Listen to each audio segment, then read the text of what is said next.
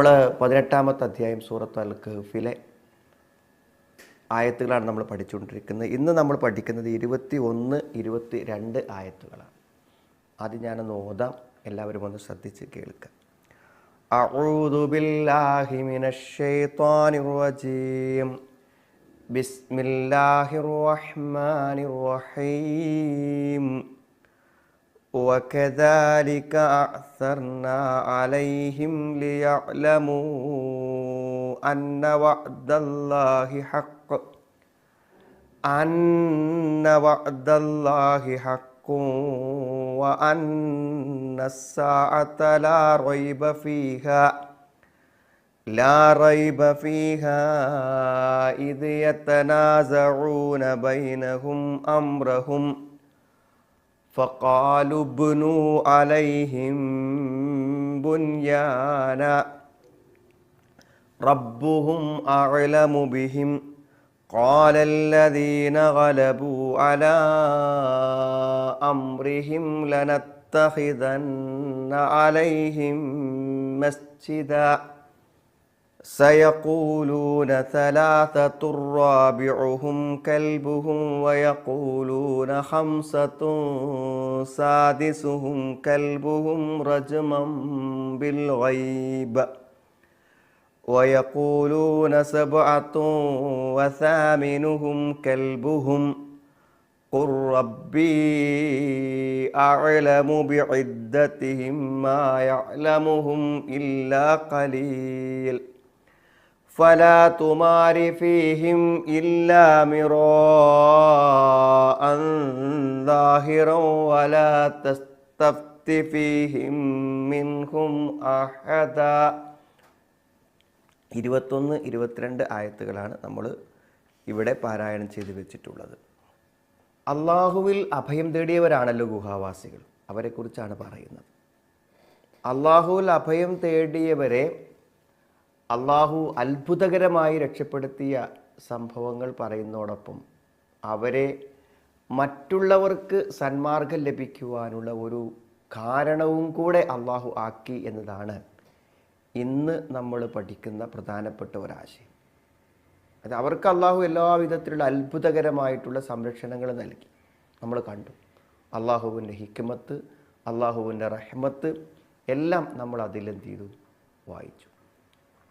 എന്നാൽ ഇവർ മുഖേന അവർ പോലും വിചാരിക്കാത്ത ഒരു കാര്യമാണ് ഉണ്ടായത്. കാരണം അള്ളാഹു നമ്മൾ ചെയ്യുന്ന സൽപ്രവർത്തനങ്ങൾക്ക് എന്തുമാത്രം പ്രതിഫലമാണ് തരിക എന്നത് നമുക്ക് ചിന്തിക്കാൻ പോലും പറ്റില്ല. സ്വർഗത്തെക്കുറിച്ച് പറഞ്ഞിട്ട് അള്ളാഹു പറഞ്ഞത് വമാ ഇൻദല്ലാഹി ഖൈറുൻ ലിൽ അബ്റാർ, അള്ളാഹുവിൻ്റെ അടുക്കിലുള്ളതാണ് പുണ്യവാന്മാർക്ക് ഏറ്റവും ഉത്തമമായതാണ്. അതായത് അള്ളാഹു നൽകുന്ന പ്രതിഫലങ്ങളെ നമുക്ക് ചിന്തിക്കാൻ പറ്റില്ല. നമ്മുടെ ഭൗതികമായ നമ്മുടെ അധ്വാനങ്ങൾക്കൊക്കെ അതിൻ്റെ ഫലങ്ങൾ ചിലപ്പോൾ കിട്ടാതെ പോകാം. ഇനി കിട്ടിയാൽ തന്നെ എന്താണ്, അത് എത്രമാത്രം ഉണ്ടാകുമെന്ന് നമുക്ക് പറയാൻ പറ്റില്ല. ഏത് കാര്യം പരിശോധിച്ചു, നമ്മുടെ സമ്പത്താണെങ്കിലും മക്കളാണെങ്കിലും ഒക്കെ ചിലപ്പോൾ ഒരു പ്രയോജനവും കിട്ടാതെ പോകാം, ചിലപ്പോൾ ദ്രോഹമായി മാറുകയും ചെയ്യാം. എന്നാൽ അള്ളാഹുവിൻ്റെ പ്രതിഫലത്തിന് വേണ്ടി നാം ചെയ്യുന്ന ഒരു നന്മയും അത് പാഴായി പോവുകയില്ല എന്ന് മാത്രമല്ല, അതിന് എന്തുമാത്രം വലിയ ഗുണങ്ങൾ ഉണ്ടാകുമെന്ന് നമുക്ക് പറയാനേ പറ്റില്ല. വമാ ഇൻദല്ലാഹി ഖൈറുൻ ലിൽ അബ്റാർ, അള്ളാഹുവിൻ്റെ അടുക്കലുള്ളതാണ് പുണ്യവാന്മാർക്ക് ഏറ്റവും ഉത്തമമായത്. അതാണ് ഇവിടെ കാണുന്നത്. കാരണം ഇവിടെ രക്ഷപ്പെടുത്തി എന്നുള്ളത് മാത്രമല്ല, അവർ എന്ത് ചെയ്യാന്നറിയങ്ങൾ, ഒരു 3 നൂറ്റാണ്ടിന് ശേഷം അവർ കണ്ണ് തുറന്ന് എഴുന്നേൽക്കുകയാണ്. ആലോചിച്ച് നോക്കൂ നിങ്ങൾ, അവരെ കണ്ട എത്രമാത്രം ആൾ കൂടിയിട്ടുണ്ടായിരിക്കും ആ അത്ഭുതത്തിന്. എത്രയോ വർഷങ്ങൾക്ക് മുമ്പ് ഉറങ്ങിപ്പോയ ആളുകൾ ഉണർന്നെഴുന്നേൽക്കുക. ശരിക്കും അത് കാണുമ്പോൾ ഒരു വലിയ ദൃഷ്ടാന്തമല്ലേ കാണുന്നത്. അപ്പോൾ അന്ന് അത് കണ്ട സമയത്ത് എത്ര ആളുകൾക്ക് അവരുടെ പരലോകത്തെ ദൃഢബോധ്യമായിട്ടുണ്ടായിരിക്കും, അള്ളാഹുവിൻ്റെ കഴിവിനെ ബോധ്യപ്പെട്ടിട്ടുണ്ടായിരിക്കും. ഇന്നും ആ കഥ നമ്മൾ കേൾക്കുമ്പോൾ നമുക്കും കൂടെ ഒരു യക്കീന് കിട്ടുകയാണ്. അതായത് എത്ര കാലം നമ്മൾ മരിച്ചു കിടന്നാലും പിന്നെ നമ്മളെ തിരിച്ചു കൊണ്ടുവരാൻ അള്ളാഹുവിന് പറ്റും. അത് എഴുന്നേറ്റ് വരുമ്പോൾ നമ്മളെന്തായിരിക്കും, ആ ഉറങ്ങിയ അല്ലെങ്കിൽ മരിച്ചു പോയ ജീവിത സാഹചര്യത്തെക്കുറിച്ചാണ് നമ്മൾ ചിന്തിക്കുക. അങ്ങനെ എന്തൊക്കെ നമ്മുടെ വിശ്വാസങ്ങളും നമ്മുടെ മനസ്സിനൊരു ഉറപ്പും നൽകാൻ ആ ആളുകളെ അവരെ സംരക്ഷിച്ചത് മാത്രമല്ല അവർ മുഖേന മറ്റുള്ളവർക്ക് ഹിദായത്ത് കിട്ടാൻ, സന്മാർഗം കിട്ടാനുള്ള ഒരു നിമിത്തമാക്കി എന്നതാണ് ഇതിലെ മറ്റൊരു വശം നമ്മൾ കാണുന്നത്. ഏതായിരുന്നാലും നമുക്ക് വായിച്ചു നോക്കാം. വകദാലിക അഅ്സർനാ അലൈഹിം ലിയഅലമൂ അന്ന വഅദല്ലാഹി ഹഖ്. വകദാലിക അപ്രകാരം, അഅ്സർനാ നാം അവരെ വെളിവാക്കി കൊടുത്തു. പിന്നെ അല്ലെങ്കിൽ അവരെ കണ്ടെത്താൻ ഒരു അവസരം നാം നൽകിയത്, ഒരു അവസരം നാം ഉണ്ടാക്കി കൊടുത്തു, അല്ലെങ്കിൽ വെളിവാക്കി കൊടുത്തു. അവരിലൂടെ, അതായത് ഈ അസ്ഹാബുൽ കഹ്ഫിലൂടെ മറ്റുള്ളവർക്ക് ഒരു അറിവ്, ഒരു ദൃഷ്ടാന്തം, ഒരു വ്യക്തത കൂടെ അള്ളാഹു നൽകിയെന്നാണ്. അതാണ് രണ്ടാമത്തെ കാര്യം. ഞാൻ പറഞ്ഞല്ലോ, അവരെ അള്ളാഹു സഹായിച്ചു, രക്ഷപ്പെടുത്തി എന്നതോടൊപ്പം അവരിലൂടെ ഒരു വലിയ കാര്യം, വലിയ വസ്തുത മറ്റുള്ളവർക്ക് അള്ളാഹു എന്ത് ചെയ്യാണ്? വ്യക്തമാക്കി കൊടുക്കുകയാണ്, വെളിവാക്കി കൊടുക്കുകയാണ്. ഇവർ മറ്റുള്ളവർക്കൊരു പാഠം കൂടെ ആയി മാറി എന്നർത്ഥം. എന്താണ് ആ പാഠം? ലിയഅലമൂ അന്ന വഅദല്ലാഹി ഹഖ് വ അന്നസ്സാഅത ലാ റൈബ ഫീഹാ. ലിയഅലമൂ അന്ന വഅദ, ലിയഅലമൂ അവരറിയുന്നതിന് വേണ്ടി. ആരറിയുന്നതിന് വേണ്ടി? ആരാണോ ഇവിടെ സംഭവത്തെക്കുറിച്ച് കേൾക്കുന്നത്, ഇവൻ ഉണർന്നെഴുന്നേറ്റ് വരുന്നത്, കാണുന്നത്, അവർക്കെല്ലാവർക്കും ഒരു പാഠമാക്കി, സന്മാർഗത്തിനും വിശ്വാസദാർഢ്യത ഉണ്ടാകുന്നതിനും വേണ്ടിയുള്ള ഒരു നിമിത്തമാക്കി, ഒരവസരം ഇവർ മൂലമുണ്ടാക്കി.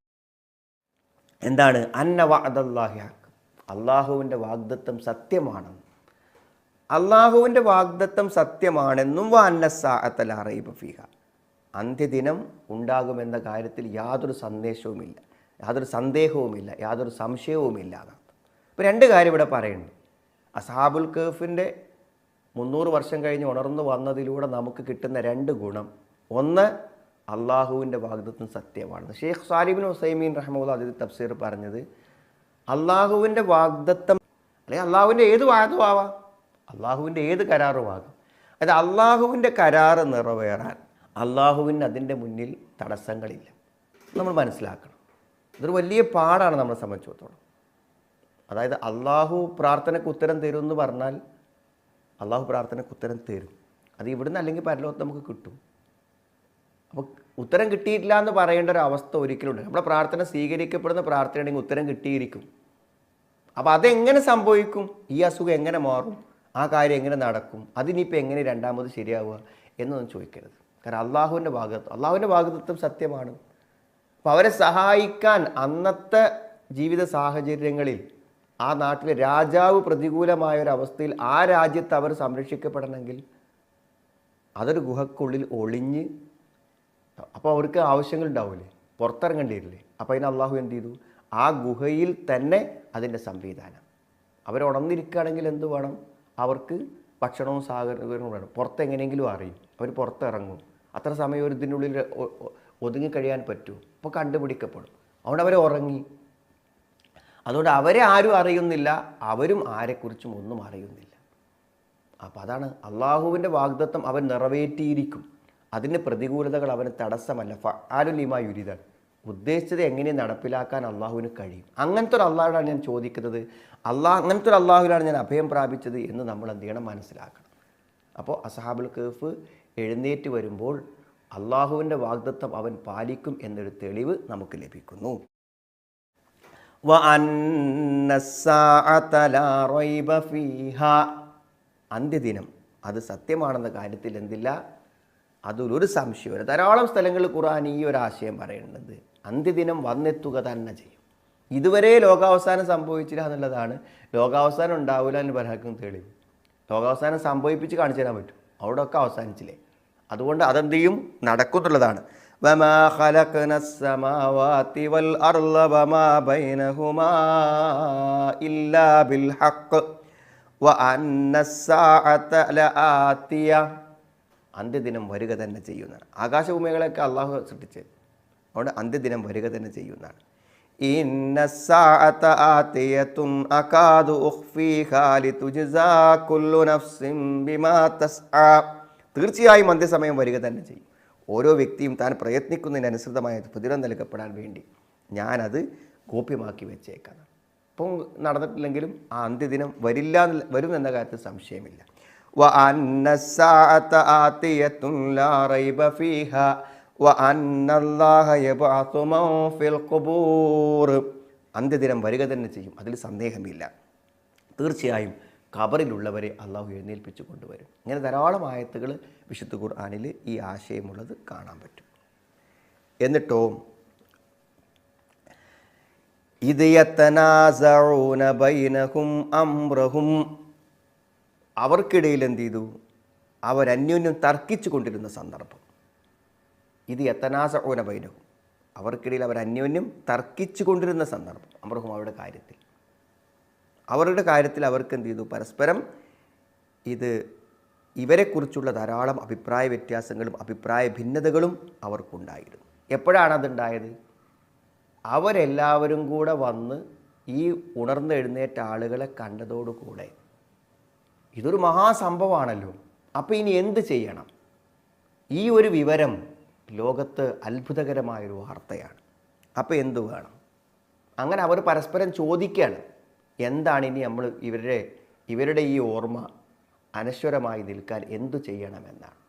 അപ്പോൾ അവരിങ്ങനെ ഓരോരുത്തരും ഓരോ അഭിപ്രായങ്ങൾ പറയണം. അപ്പോൾ ഒരു കൂട്ടർ പറഞ്ഞ എന്താണ്, ഫഖാലുബ്നു അലൈഹിം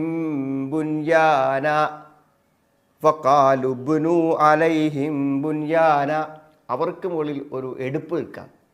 അതായത് അവരെ മറവ് ചെയ്യപ്പെടുന്ന, എന്താ വെച്ചാൽ ഈ എഴുന്നേറ്റ ഉടനെ അധികം താമസിക്കാതെ അവർ മരിച്ചു എന്നാണ് പറയുന്നത്. അവർ മരണപ്പെട്ടു പോയി. അപ്പോൾ അവരെ മറവ് ചെയ്ത അതിൻ്റെ ചുറ്റുഭാഗം എന്ത് ചെയ്യാം, ഒരു മതിൽ പോലെ ഒരു എടുപ്പുണ്ടാക്കാം. എന്നിട്ട് അവരുടെ ഖബറുകളെ പ്രത്യേകം സംരക്ഷിക്കുക എന്നുള്ളതാണ് അവരുദ്ദേശിച്ച ഒരു കാര്യം. മനസ്സിലായില്ലേ? ഇന്നിപ്പോൾ അത് നമ്മൾ ഇസ്ലാമിക ശരീഅത്തിൽ എന്തായിരുന്നാലും അത് പാടില്ലാത്ത കാര്യമാണ്. അള്ളാഹു ജൂത ക്രിസ്ത്യാനികളെ ശപിച്ചതിൻ്റെ ഒരു കാരണം എന്താ വെച്ചാൽ അവിടെ പ്രവാചകന്മാരുടെ ഖബറും കൂടെ അവർ എടുപ്പുകൾ ഉണ്ടാക്കി എന്നുള്ളതാണ്. അത് ഇന്ന് നിഷിദ്ധമായ ഒരു കാര്യമാണ്. ഖബറ് കെട്ടിപ്പൊക്കാനോ പൊന്തിക്കാനോ കുമ്മായം വിടാനോ ഒന്നും പാടില്ല. അതൊരു സാധാരണ ഫിഖിന്റെ ഗ്രന്ഥത്തിൽ പോലും പറഞ്ഞിട്ടുള്ള ഒരാശയമാണ്. പിന്നെ റബ്ബുഹും ആലവും ബിഹിം, അവരുടെ രക്ഷിതാവാണ് അവരെക്കുറിച്ച് ഏറ്റവും നന്നായി അറിയുന്നവൻ. അവരുടെ രക്ഷിതാവാണ് അവരെക്കുറിച്ച് ഏറ്റവും നന്നായി അറിയുന്നവൻ എന്ന് പറയുമ്പോൾ അതിലേറ്റവും പ്രധാനമായ കാര്യം, ഇവർക്ക് എന്തൊക്കെ സംഭവിച്ചു, ഈ സന്ദർഭങ്ങളിൽ അള്ളാഹു എങ്ങനെയൊക്കെ അവരെ സംരക്ഷിച്ചു, എല്ലാ കാര്യങ്ങളെക്കുറിച്ചും അവരുടെ എന്ത് കാര്യങ്ങൾക്കുമുള്ള കൃത്യമായൊരു ഉത്തരം അള്ളാഹുവിനാണ് പറയാൻ കഴിയുക. അള്ളാഹുവാണ് ഏറ്റവും അറിയുന്നവൻ. എന്നാൽ ഇങ്ങനെ തർക്കമുണ്ടായി, ഇതൊരു മഹാസംഭവമല്ലേ. അപ്പോൾ ആ തർക്കത്തിൽ ചില ആളുകൾ പറഞ്ഞൊരു കെട്ടിടം ഉണ്ടാക്കാം. വേറെ ചില ആളുകൾ പറഞ്ഞത് എന്താണ്, ഖാലല്ലദീന ഗലബൂ അലാ അംറിഹിം ലനത്തഖിദന്ന അലൈഹിം മസ്ജിദാ.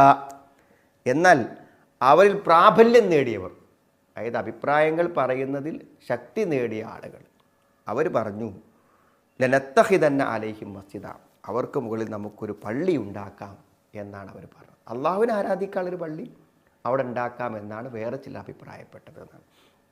പിന്നെ എന്താണ് സംഭവിച്ചത് എന്നും അങ്ങനെ ഉണ്ടാക്കപ്പെട്ടോ എന്നതിനെക്കുറിച്ചൊന്നും പരാമർശിക്കപ്പെടുന്നില്ല. പക്ഷെ എന്തായിരുന്നാലും ഇതൊരു വലിയ സംഭവമാണ് എന്ന അവരുടെ ചർച്ചയിൽ നമുക്ക് മനസ്സിലാക്കാൻ പറ്റും. അവരെ അനശ്വരമാക്കി നിർത്താൻ അവർക്കൊരു സ്മാരകമായി എന്ത് ചെയ്യാൻ പറ്റും എന്നതിനെക്കുറിച്ച് അവരെന്ത് ചെയ്തു, ആലോചിച്ചു എന്നുള്ളതാണ് നമ്മൾ ഇതിൽ കാണുന്ന കാര്യങ്ങൾ. അതാണ് ഈ തർക്കങ്ങളുടെ അടിസ്ഥാനം എന്നുള്ളതാണ്. അപ്പോൾ നമുക്ക് ധാരാളം കാര്യങ്ങൾ ഈ കാര്യങ്ങളിൽ നിന്ന് മനസ്സിലാകുന്നുണ്ട്. ഒന്ന് എന്താണ്, അള്ളാഹു അതൊരു വലിയൊരു ഗുണപാഠമാക്കി മാറ്റി. എന്താണ് ഒരു പ്രധാനപ്പെട്ട ഒരു കാര്യം, അവരെ ഏത് കാലഘട്ടങ്ങളിൽ ഇത് കേൾക്കുന്ന ആളുകൾക്ക് എന്ത് ചെയ്തു, ഒരു വലിയ ഗുണപാഠമായിട്ടാണ് അള്ളാഹു വെച്ചിട്ടുള്ളത്. പിന്നെ മരണശേഷം അള്ളാഹു ജീവിപ്പിക്കുമെന്നതിന് തെളിവ് നമ്മൾ കഴിഞ്ഞ ക്ലാസ്സിലും പറഞ്ഞു. അതായത് എത്ര മരണശേഷം തിരിച്ചു വരുന്നതിനെക്കുറിച്ച് എന്തെല്ലാം സംശയങ്ങളുണ്ടോ ആ സംശയങ്ങളെല്ലാം നമുക്ക് എന്ത് ചെയ്യും, തീർത്തു തരുന്ന ഒരു യഖീനുൽ മുഅ്മിനീനാണ് ഇമാം സഅദി റഹിമഹുല്ലാഹ്. സത്യവിശ്വാസികൾക്ക് ഒരു ദൃഢബോധ്യം വരുത്താൻ ഇതെന്ത് ചെയ്യും, സഹായകമായി തീരും എന്നാണ് നമുക്ക് മനസ്സിലാകുന്ന ഒരു പ്രധാനപ്പെട്ട കാര്യം. അതായത് എന്താണ് 300 കൊല്ലം കഴിഞ്ഞിട്ട് എഴുന്നേറ്റ് വരുമ്പോഴും അവരെന്താണ് ആ ഉറങ്ങി ഇന്ന് രാവിലെ കിടന്നിട്ട് നമ്മൾ വൈകുന്നേരം എഴുന്നേറ്റതാണ് എന്ന് അവർക്ക് തോന്നുമെങ്കിൽ എത്രയോ വർഷങ്ങൾ പിന്നിട്ടു എന്നതൊന്നും മരണാനന്തരം തിരിച്ചു വരുന്നതിനൊരു തടസ്സമല്ല എന്ന് നമുക്ക് എന്ത് ചെയ്യാൻ പറ്റും, വളരെ കൃത്യമായിട്ട് മനസ്സിലാക്കാൻ പറ്റും. പിന്നെ ഇതിൽ വരുന്നൊരു പ്രധാനപ്പെട്ടൊരു കാര്യം മുഹമ്മദ് അമാനി മൗലവിയൊക്കെ അദ്ദേഹം തഫ്സീറിൽ വിശദമായിട്ട് പറഞ്ഞിട്ടുണ്ട്. സൗകര്യപ്പെടുമെങ്കിൽ നമ്മൾ വായിച്ച് നോക്കാം. അതായത് ഒരു പൊതു കാഴ്ചപ്പാടുകളുണ്ട്. നമ്മളുടെ വിശ്വാസം നമുക്ക് ദൃഢീകരിക്കപ്പെടുന്നത് യഥാർത്ഥ ഇത്തരം അമാനുഷിക സംഭവങ്ങളിലൂടെയാണ്. അമാനുഷികമായ സംഭവങ്ങളിലൂടെയാണ് നമ്മുടെ വിശ്വാസം നമുക്ക് ദൃഢീകരിക്കപ്പെടുന്നത്.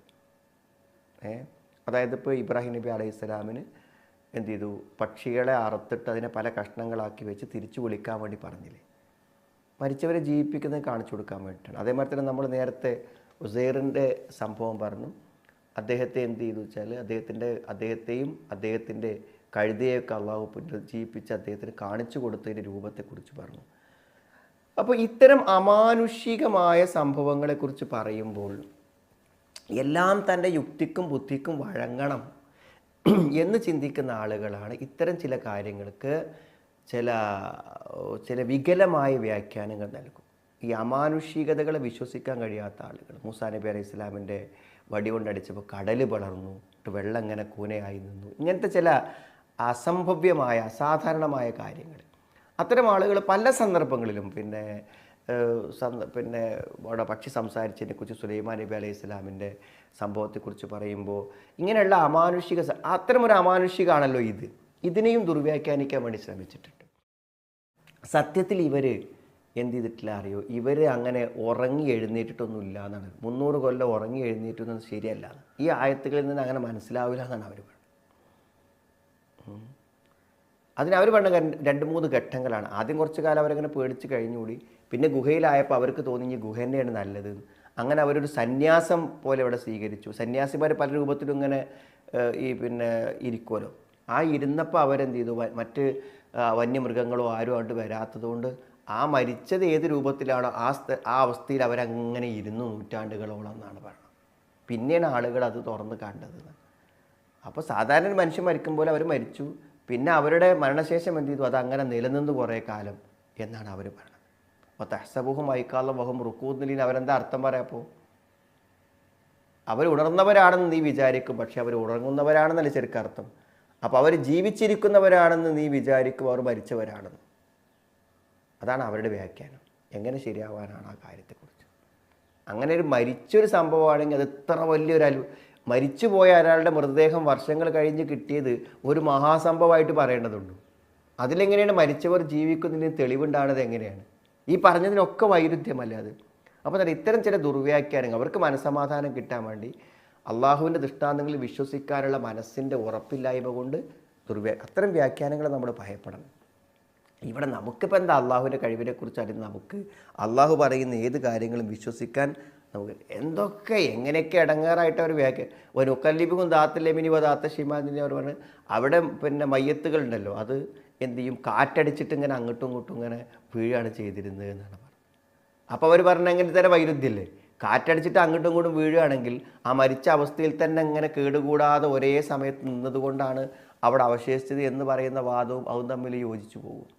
അങ്ങനെ എന്താ വെച്ചാൽ സത്യത്തിനെതിരെ പറയുമ്പോൾ അതിനൊക്കെ ധാരാളക്കണക്കിന് തെളിവുകൾ അവർക്ക് ശേഷം ഉണ്ടാവും എന്നുള്ളത് നമുക്ക് യാതൊരു സംശയവുമില്ല എന്നർത്ഥം. അതാണ് അതിൽ കാണുന്ന ഒരു. അപ്പോൾ ഇത്തരം ദുർവ്യാഖ്യാനങ്ങൾക്കും വേണ്ടി ശ്രമിച്ചിട്ടുണ്ട് എന്നാണ്. നമുക്ക് വിശ്വസിക്കാൻ പ്രശ്നമല്ല, 300 കൊല്ലം കഴിഞ്ഞിട്ട് അവരെഴുന്നേറ്റ് വന്നു എന്ന് വിശ്വസിക്കാൻ ഒരു പ്രയാസവുമില്ല. അടുത്ത ആയത്ത്, സയഖൂലൂന തലാസത്തുർ റാബിഉഹും കൽബുഹും വയഖൂലൂന ഖംസത്തുൻ സാദിസുഹും കൽബുഹും റജ്മം ബിൽ ഗൈബ്. സയഖൂലൂന, അവർ വിഭാഗം ആളുകൾ എന്താണ് പറയുന്നു? ഇനി ഇവരുടെ എണ്ണത്തെക്കുറിച്ചാണ്. എണ്ണത്തെക്കുറിച്ച് പറയുമ്പോൾ നമ്മൾ പറയുന്നത് വിശുദ്ധ ഖുർആൻ നമുക്ക് ഗുണപാഠം ലഭിക്കുന്ന കാര്യങ്ങളെ, പ്രസക്തമായ കാര്യങ്ങളെ പറയാന്നുള്ളതാണ്. പക്ഷേ ഈ ശരിയായ ഗുണപാഠങ്ങളിൽ നിന്നും അതിൻ്റെ സംഭവത്തിൻ്റെ വസ്തുതകളിൽ നിന്നൊക്കെ ആളുകളുടെ ശ്രദ്ധ തിരിക്കാനും ആളുകളെ തൃപ്തിപ്പെടുത്താനും ഓരോ അറിവ് പകർന്ന് ആസ്വദിക്കാനൊക്കെ വേണ്ടി ഒരു കാര്യമില്ലാത്തതിൽ ആൾക്കാർ തർക്കിക്കും. അങ്ങനെയുള്ളൊരു തർക്കമാണ് എന്ത് പറയുക, എണ്ണത്തെക്കുറിച്ചുള്ള തർക്കം. അത് എണ്ണപ്പം എത്ര ആയാലും ഈ അത്ഭുതങ്ങൾക്ക് വ്യത്യാസം. 300 ആളെ ഉറക്കിയാലും 7 ആളെ ഉറക്കിയാലും 10 ആളെ ഉറക്കിയാലും ഈ സംഭവം നല്ല പ്രധാനം. അതിൻ്റെ പ്രസക്തിയെ എണ്ണം ബാധിക്കുന്നേ ഇല്ല. അതുകൊണ്ട് പടച്ചോൻ ആ എണ്ണത്തെക്കുറിച്ചൊരു തീർപ്പ് കൽപ്പിച്ചിട്ടില്ല, തീരുമാനിച്ചിട്ടുമില്ല. ചില ആളുകൾ ഇങ്ങനെ അവസാനം പറഞ്ഞ എണ്ണത്തെക്കുറിച്ച് അതായിരിക്കും ശരിയെന്ന് പറയണം. ഇബ്നു അബ്ബാസ് റളിയല്ലാഹു അൻഹു അങ്ങനെ പറഞ്ഞിട്ടുണ്ട്. പക്ഷേ എന്നിട്ട് പോലും അള്ളാഹു ആ എണ്ണമാണെന്ന് പറയാനൊരു പ്രശ്നമില്ലല്ലോ, അള്ളാഹുവിന് എന്താണ്. പക്ഷെ അള്ളാഹ് അത് നമുക്ക് വ്യക്തമാക്കി തന്നില്ല. പിന്നെ നമ്മൾ അതിൽ ഗവേഷണത്തിന് പോകേണ്ട ഒരു കാര്യമില്ല. അപ്പോൾ ഗുണപാഠങ്ങൾക്കാണ് പ്രധാനം, അതിൽ പറയുന്ന പാഠങ്ങൾക്കാണ് പ്രധാനം എന്നതാണ് ഏറ്റവും ഗൗരവപരമായ കാര്യം. സയഖൂലൂന സലാസത്തുർ റാബിഉഹും കൽബുഹും വയഖൂലൂന ഖംസത്തുൻ സാദിസുഹും കൽബുഹും റജ്മം ബിൽ ഗൈബ്. അവർ പറയുന്നത് എന്താണ്? സലാസത്തുർ റാബിഉഹും കൽബുഹും, അവരെന്താണ്? 3 പേരാണ്. സലാസത്തുൻ 3 പേര്. റാബിഉഹും, അർബഅ 4, റാബി 4-മത്തത്. റാബിഉഹും, അവരിൽ 4-മത്തേത് കൽബുഹും, അവിടെ നായയാണ്. അപ്പോൾ 3ഉം ഒരു നായയും. വയഖൂലൂന, മറ്റു ചില ആളുകൾ പറഞ്ഞ അഭിപ്രായം എന്താണ്? ഖംസത്തു സാദിസുഹും കൽബുഹും, അവർ 5 പേരാണ്, 6-മത്തെ നായയാണ്. റജ്മം ബിൽ ഗൈബ്, റജ്മം ബിൽ ഗൈബ് എന്താണ്? അദൃശ്യകാര്യത്തെക്കുറിച്ച് ഊഹം പറയുന്നു എന്നാണ്. അദൃശ്യകാര്യത്തെക്കുറിച്ച് ഊഹം പറയുകയാണ്. അന്ധകാരത്തിലെ അസ്ത്രപ്രയോഗം എന്നാണ് പറയാം. റജ്മ പറഞ്ഞാൽ ശരിക്കും എറിയാണ്. അന്ധകാരത്തിലെ അസ്ത്രപ്രയോഗം എന്ന് പറഞ്ഞാൽ എന്താ? കാണുന്നല്ല, എവിടെ തട്ടു പറയുന്നു. എന്താ മറുപടി? ഖുർ റബ്ബി അഅലമു ബിഇദ്ദതിഹിം മാ യഅലമുഹും ഇല്ലാ ഖലീൽ. ഖുർ റബ്ബി, എൻ്റെ റബ്ബ് അവരുടെ എണ്ണത്തെക്കുറിച്ച് കൃത്യമായിട്ട് അറിയും. മാ യഅലമുഹും ഇല്ലാ ഖലീൽ, അവരിൽ ചുരുക്കം പേരല്ലാതെ അവരെപ്പറ്റി അറിയുകയില്ല. അപ്പോൾ ആ ചുരുക്കം പേർക്കേ അവരെപ്പറ്റി അറിയുകയുള്ളൂ. അപ്പോൾ കൃത്യമായി എത്ര ആളാണ് എന്ന് ആർക്കും അറിയില്ല എന്നർത്ഥം, ആർക്കും അറിയില്ല. ഫലാ തുമാരി ഫീഹിം ഇല്ലാ മിറാഅൻ ദാഹിറ. ഫലാ തുമാരി ഫീഹിം, അവിടെ കാര്യത്തിൽ നീ തർക്കിക്കരുത്, അവിടെ കാര്യത്തിൽ നീ തർക്കിക്കരുത്. ഇല്ലാ മിറാഅൻ ദാഹിറ, വ്യക്തമായ അറിവിൻ്റെ അടിസ്ഥാനത്തിലല്ലാതെ. തർക്കമില്ലാത്ത ഒരു രേഖ, ഒരു തെളിവുണ്ടെങ്കിൽ അത് മാത്രമേ പറയാൻ പറ്റൂ, അല്ലാതെ തർക്കിക്കാൻ പോകരുത്. എന്ന് പറഞ്ഞാൽ ഈ എണ്ണത്തെക്കുറിച്ച് തർക്കിക്കേണ്ട ഒരു കാര്യമില്ല എന്നാണ്. അതിൻ്റെ പ്രസക്തി എന്താണോ, പാഠം എന്താണോ, അതാണ് നമ്മൾ ഉൾക്കൊള്ളേണ്ടത് എന്നർത്ഥം. വലാ തസ്തഫ്തി ഫീഹിം മിൻഹും അഹദ, അവരെക്കുറിച്ച് നീ ഒരാളോടും ഒരഭിപ്രായവും ചോദിക്കരുത്, ഒരു ഫത്വയും ചോദിക്കരുത്. ഇമാം സഅദി റഹ്മത്തുള്ളാഹി പറഞ്ഞു, നബി സല്ലല്ലാഹു അലൈഹി വസല്ലം അല്ലേ ദീനിനെ കുറിച്ച് ഏറ്റവും അറിയുന്നത്. ആ പ്രവാചകൻ പിന്നെ വേറൊരാളോട് ചോദിക്കേണ്ട കാര്യമില്ല. അതുകൊണ്ട് നന്നായി ദീൻ അറിയുന്ന ഒരാൾ പിന്നെ വേറൊരാൾ ചോദിക്കരുത്. അറിയുന്ന ആൾക്ക് അയാളുടെ അറിവനുസരിച്ച് പ്രവർത്തിക്കുക, വേറൊരാളുടെ ഫത്വ ചോദിക്കേണ്ടതില്ല. ഏതായിരുന്നാലും ഒരായത്ത് അള്ളാഹുവിടെ ചിലവഴിച്ചത് എന്തിനാ അറിയോ? അള്ള പറയാത്ത, വ്യക്തമാക്കാത്ത അദൃശ്യമായ കാര്യങ്ങളെക്കുറിച്ച് അനാവശ്യ ചർച്ചകളുമായിട്ട് മുന്നോട്ട് പോകരുത്. ഇത് വളരെ ഗൗരവമായ സംഭവമാണ്. ഇപ്പോൾ നമ്മളെ പല ആളുകളും എന്താ വെച്ചാൽ ഖുർആനിൽ അവർക്ക് അവരുടെ വിശ്വാസം തന്നെ തകരാറാവിടെ ഇത്തരം ചില സംശയങ്ങളൊക്കെ കൊണ്ടാണ്. വെറുതെ അങ്ങനെ ചോദിക്കും. നമ്മളെന്താ വെച്ചാൽ അള്ള പറഞ്ഞു കൊടുത്ത് നിന്നാൽ പോലെ പറയാത്ത കാര്യങ്ങളെക്കുറിച്ച് എന്തിനാണ് നമ്മൾ ചർച്ച ചെയ്യേണ്ട കാര്യം? ചർച്ച ചെയ്യേണ്ട കാര്യമുണ്ടോ? ഹാറൂൻ നബി അലൈഹിസ്സലാം മൂസാ നബി അലൈഹിസ്സലാമിൻ്റെ കൂടെ എപ്പോഴാണ് കൂടിയത്? എവിടെയാണ് അദ്ദേഹം ഉണ്ടായത്? വെറുതെ ചോദിക്കുക ആൾക്കാർ. അതേപോലെ തന്നെ മലക്കുകളോടല്ലേ സുജൂദ് ചെയ്യാൻ വേണ്ടി പറഞ്ഞത്? ഇബ്ലീസ് മലക്കല്ലല്ലോ, പിന്നെ എങ്ങനെ ഇബ്ലീസ് സുജൂദ് ചെയ്യേണ്ട ഒരു അവസ്ഥ ഉണ്ടായത്? അങ്ങനെ വെറുതെ ചോദിക്കുക. നമ്മുടെ സംബന്ധിച്ചിടത്തോളം ഇപ്പോൾ എന്താണ്? അള്ളാഹു സുജൂദ് ചെയ്യുക. അപ്പോൾ ഇബ്ലീസ് അതിൽ സുജൂദ് ചെയ്തിട്ടില്ല എന്ന് പറഞ്ഞാൽ സുജൂദ് ചെയ്യാൻ ഇബ്ലീസിനോട് പറഞ്ഞിട്ടുണ്ട് എന്നല്ലേ മനസ്സിലാക്കേണ്ടുള്ളൂ. പറഞ്ഞിട്ടില്ല എന്ന് നമ്മളെങ്ങനെ പറയാം? പറഞ്ഞിട്ടുണ്ട്, പക്ഷേ ഇബ്ലീസ് എന്ത് ചെയ്തില്ല? സുജൂദ് ചെയ്തില്ല. പറഞ്ഞിട്ടില്ലെങ്കിൽ ഇബ്ലീസ് കുറ്റക്കാരുണ്ടാവും സുജൂദ് ചെയ്യാത്തതിന്. അപ്പോൾ നമ്മളെ സംബന്ധിച്ചിടത്തോളം എന്തുള്ളൂ? ഖുർആൻ പറഞ്ഞോടത്ത് നിന്നാൽ മതി. വെറുതെ ചോദിക്കുക, എന്നിട്ട് വസ്വാസം ഉണ്ടാക്കുക, സംശയം ഉണ്ടാക്കുക. എന്താണ് ഖുർആൻ അത്തരം കാര്യങ്ങളെ വിട്ടുപോകാൻ കാരണം? അത് അത്ര പ്രസക്തിയുള്ളൂ. നമ്മൾ അറിയേണ്ട കാര്യം നമ്മോട് പറയുള്ളൂ. ഏതെങ്കിലും പ്രവാചകന്മാരുടെ കഥ സമ്പൂർണ്ണമായി അള്ളാഹു പറയുന്നുണ്ടോ? സമ്പൂർണ്ണമായിട്ട് എത്ര പ്രവാചകന്മാരുടെ മരണരംഗം നമുക്ക് പറഞ്ഞു തന്നിട്ടുണ്ട്? അവർ ജീവിച്ച നാട് ഏതാണെന്ന് പറഞ്ഞു തന്നിട്ടുണ്ട്. അതിനൊക്കെ ചില പരിമിതികളില്ലേ? അപ്പോൾ നമ്മൾ കഥ പറയും പോലെ, നമ്മൾ സംഭവങ്ങൾ വിശദീകരിക്കുന്നത് പോലെ ആയിക്കൊള്ളണമെന്നില്ലല്ലോ അള്ളാഹുവിൻ്റെ ഈ മഹത്തായ ഗ്രന്ഥം. എല്ലാ കാര്യത്തിലും വ്യത്യസ്തമായ ഈ ഗ്രന്ഥം പ്രസക്തമായതിന്, ഇപ്പോൾ അസ്ഹാബുൽ കഹ്ഫിൻ്റെ കാര്യത്തിൽ പ്രസക്തമായത് എന്താണോ അതാണ്. ഇവർ ഉണർന്ന ശേഷം അവർക്ക് എന്തേ സംഭവിച്ചു എന്ന് നമ്മോട് പറയണില്ല. അവർ മരിച്ചിട്ടുണ്ടാവുമെന്ന് നമുക്ക് മനസ്സിലാവും. അപ്പോൾ പറഞ്ഞ കാര്യങ്ങളെക്കുറിച്ച്